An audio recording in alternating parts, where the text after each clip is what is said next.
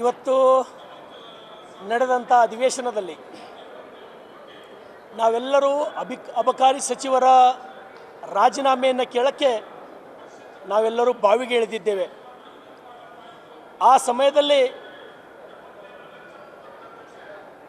ಅರಸೀಕೆರೆ ಶಾಸಕರು ಹಿರಿಯರು ಶಿವಲಿಂಗೇಗೌಡರು ಮಾತನಾಡಲಿಕ್ಕೆ ಪ್ರಾರಂಭಿಸಿದ್ದರು.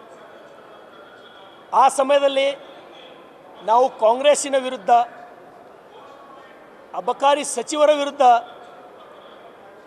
ನಾವು ಅವರ ರಾಜೀನಾಮೆಯನ್ನು ಕೇಳಕ್ಕೆ ಒತ್ತಾಯವನ್ನು ಮಾಡ್ತಾ ಇದ್ದೇವೆ.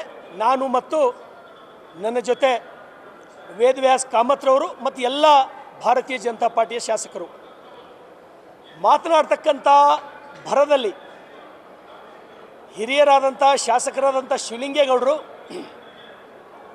ನಮ್ಮೆಲ್ಲ ಬಿ ಜೆ ಪಿಯ ಶಾಸಕರಿಗೆ ನೀವೆಲ್ಲ ನಾಯಿಗಳು ಅಂತಕ್ಕಂಥ ಅಸಂವಿಧಾನಿಕ ಪದವನ್ನು ಬಳಸಿದ್ದು ನಮ್ಮೆಲ್ಲರಿಗೂ ನೋವನ್ನು ಉಂಟು ಮಾಡಿದೆ.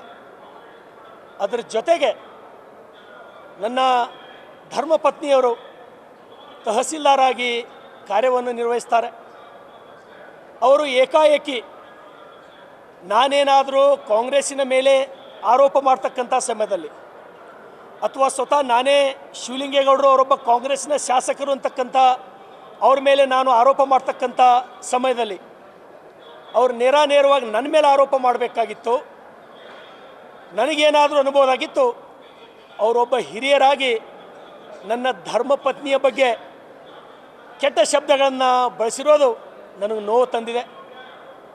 ನಾನು ಶಿವಲಿಂಗೇಗೌಡರ ಪತ್ನಿಯವರನ್ನು ನಾನು ತಾಯಿ ಅಂಥೇಳಿ ನಾನು ತಿಳ್ಕೊತೇನೆ. ಕಾರಣ ನಾನು ಬಸವ ಕಲ್ಯಾಣದ ಶಾಸಕ. ಮಹಿಳೆಗೆ 12ನೇ ಶತಮಾನದಲ್ಲಿ ಸಮಾನತೆಯನ್ನು ಕೊಟ್ಟಂಥ ನೆಲದ ಶಾಸಕ ನಾನು, ಬಸವ ಕಲ್ಯಾಣದ ಶಾಸಕ. ಒಬ್ಬ ಮಹಿಳೆಯನ್ನು ತಾಯಿಯ ಸ್ಥಾನದಲ್ಲಿ ನೋಡ್ತಕ್ಕಂಥ ಜನರು ನಾವು ಕಲ್ಯಾಣ ಕರ್ನಾಟಕದವರು, ವಿಶೇಷವಾಗಿ ಬಸವ ಕಲ್ಯಾಣದವರು ನಾವು. ಹಾಗಾಗಿ ಒಬ್ಬ ಹಿರಿಯ ಶಾಸಕರು ಅವ್ರ ಬಾಯಿಂದ ಇಂಥ ಕೆಟ್ಟ ಮಾತುಗಳು ಬಂದಿದ್ದು ಇವತ್ತು ನಮ್ಮೆಲ್ಲರಿಗೂ ನೋವು ತಂದಿದ್ದ ವಿಚಾರ. ಹಾಗಾಗಿ ಇವತ್ತು ನಡೆದಂಥ ಅಧಿವೇಶನದಲ್ಲಿ ನಮ್ಮ ವಿರೋಧ ಪಕ್ಷದ ನಾಯಕರು ಆದಂಥ ಆರ್ ಅಶೋಕಣ್ಣವರು ಮತ್ತು ಸುನೀಲ್ ಕುಮಾರ್ ಅವರು ಎಲ್ಲರೂ ಕೂಡ ಒತ್ತಾಯವನ್ನು ಮಾಡಿದ್ರು. ಒಬ್ಬ ಹಿರಿಯ ಶಾಸಕರಿಂದ ಇಂಥ ಪದಗಳು ಬರಬಾರ್ದು, ಅವರು ಕ್ಷಮೆಯನ್ನು ಕೇಳಬೇಕಂಥೇಳಿ ಎಲ್ಲರೂ ಒತ್ತಾಯ ಮಾಡಿದ್ರು ಕೂಡ ಅವರು ನಾನು ವಿಷಾದ ವ್ಯಕ್ತಪಡಿಸ್ತೇನೂ ಅನ್ನಲಿಲ್ಲ, ನಾನು ಕ್ಷಮೆನೂ ಕೇಳ್ತೀನಿ ಅಂತಂದಿಲ್ಲ. ಅದ್ರ ಜೊತೆಗೆ ಏನು ಈ ಹಿಂದೆ ನಡೆದಂಥ ಅಧಿವೇಶನದಲ್ಲಿಯೂ ಕೂಡ ಶಿವಲಿಂಗೇಗೌಡರು ಅದು ಎಂಥ ಕೆಟ್ಟ ಪದಗಳನ್ನು ಬಳಸಿದ್ರು ಅಂತಕ್ಕಂಥದ್ದು ನಮ್ಮ ಕಾರ್ಕಳದ ಶಾಸಕರಾದಂಥ ಸುನೀಲ್ ಕುಮಾರ್ ಅವರು ಇವತ್ತು ಆ ಅಧಿವೇಶನದಲ್ಲಿ ರೆಕಾರ್ಡ್ ಆದಂಥ ದಾಖಲೆಯನ್ನು ಸಭೆಯ ಅಧ್ಯಕ್ಷರ ಮುಂದೆ ಗಮನಕ್ಕೆ ತಂದರು. ಹಾಗಾಗಿ ಈ ಕಾಂಗ್ರೆಸ್ಸಿನ ಎಲ್ಲ ಶಾಸಕರು ಕೂಡ ಮತ್ತೆ ಅವ್ರ ಬೆಂಬಲಕ್ಕೆ ನಿಂತು ಅವರು ಮಾತನಾಡೋದ್ರಲ್ಲಿ ಏನೂ ತಪ್ಪಿಲ್ಲ ಅಂತಕ್ಕಂತೆ ಅವರೆಲ್ಲರೂ ಮಾತನಾಡಿದ್ರು. ಹಾಗಾಗಿ ನಾನು ಒಬ್ಬ ಶಾಸಕನಾಗಿ ನಿಜವಾಗೂ ನನಗಿದು ನೋವಾಗಿದೆ.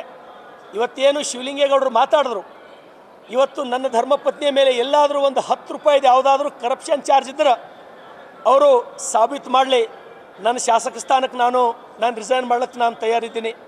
ಹಾಗಾಗಿ ಇವತ್ತು ನಾವು ನೋಡ್ತಾ ಇದ್ದೀವಿ ಈ ಕಾಂಗ್ರೆಸ್ಸಿಗರಿಗೆ ಅವ್ರೇನು ಮಾಡ್ತಕ್ಕಂಥ ಹಗರಣಗಳು, ಆ ಭ್ರಷ್ಟಾಚಾರಗಳು ನಾವು ವಿರುದ್ಧ ಹೋರಾಟ ಮಾಡಿದ್ರೆ ಅವರು ವೈಯಕ್ತಿಕವಾಗಿ ನಮ್ಮ ಮೇಲೆ ಮುಗಿಬೀಳ್ತಕ್ಕಂಥದ್ದು ಇದು ನಿಜವಾಗ್ಲೂ ಸರಿಯಲ್ಲ.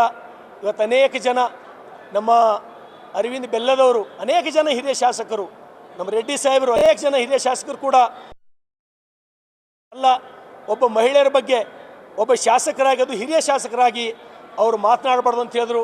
ಹಾಗಾಗಿ ನಾನು ಕೂಡ ಬಸವ ಕಲ್ಯಾಣದ ಶಾಸಕನಾಗಿ ಅವ್ರ ಹಿರಿಯರು ಯಾಕೆ ಆ ರೀತಿ ಅವ್ರು ಮಾತಾಡಿದ್ರೋ ಗೊತ್ತಿಲ್ಲ, ಅಥವಾ ನಾನಾಗಲಿ ಅವರ ಮನೆಯವ್ರ ಬಗ್ಗೆ ಆಗಲಿ ಅಥವಾ ಅವ್ರ ಮನೆ ಯಾವುದೋ ಒಂದು ಕುಟುಂಬದ ಸದಸ್ಯರ ಬಗ್ಗೆ ನಾನು ಮಾತಾಡಿಲ್ಲ.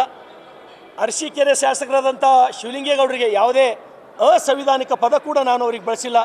ನಾನು ಒಬ್ಬ ರಾಜಕಾರಣಿಯಾಗಿ, ಒಬ್ಬ ಶಾಸಕನಾಗಿ ನನ್ನ ಪಕ್ಷದ ಪರವಾಗಿ ನಾನು ಹೋರಾಟವನ್ನು ಮಾಡ್ತಾಯಿದ್ದೆ.